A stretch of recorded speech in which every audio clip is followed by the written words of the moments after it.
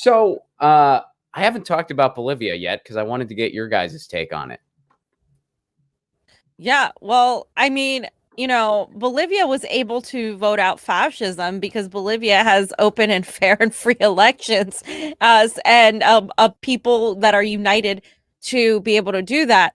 And so they were able to vote out fascism. And I think it's really telling that they are one of the last two in the continent of South America, Bolivia and Venezuela, of emblems of socialism, or leftist, at the very least, leftist policies, with even an attempt by a U.S.-backed coup, with even an attempt at the destruction of their resources through the lithium that we so desperately want, and that, Elon Musk said we can coup whoever will want to coup. Even with all of these things, the adversity, the chasing out of Evo Morales, the persecution of the indigenous people, they managed to make this happen. And we were witness that the vast majority of the presidential candidates that ran were in favor of a coup on Bolivia. I mean, they were in favor of this coup. They completely were in agreement with the neocons. And so what we're seeing here is that the United States' hold and their power is diminishing. These countries on the, whether you call them the Eastern allies, the anti-imperialists, they're fighting back. And I think it's really telling in this state where we're experiencing fascism here in America. We don't have healthcare. We're in the middle of a pandemic. We're in the middle of economic crisis. And yet a third world country like Bolivia, that got their momentum from an indigenous llama herder who was by and for the people, is it's really just telling you that the power shift, and it's really exposing how backward our election system is and how corrupt we have become as a nation. It also exposes the media, like the AP, who are propagandists, who, by the way, are the most trusting and reliable news source where everybody gets their information from. Yeah. So wait. Let me interject real quick here before you continue. So what, like, because I think I know where you're going. Like, they wouldn't report that they won.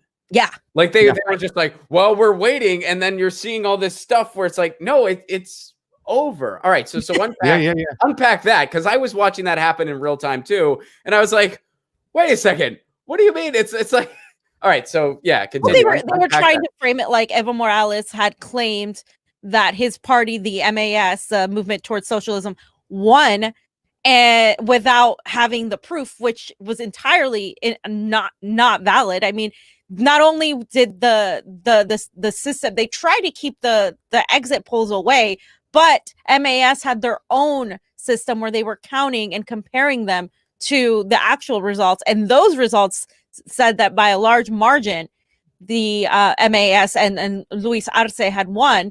And so what we're seeing here is the AP was misreporting on purpose, and also they were also blatantly lying when it came to saying that Evo Morales had to flee because he wanted to avoid like a trial, because he had cheated, because the elections weren't fair, which came out to be completely false. They also claimed that he was an authoritarian, and that he was losing popularity because of his authoritarian takes, and that he wanted to stay in power, which wasn't the case. People actually wanted him to run and to remain in power because they trusted him, and he was actually prepping other people like Luis Arce to run instead, and after he took over, and he would have left anyway. They framed it as he was this authoritarian, evil dictator of sorts, just like they do this to everybody that, is a threat to us.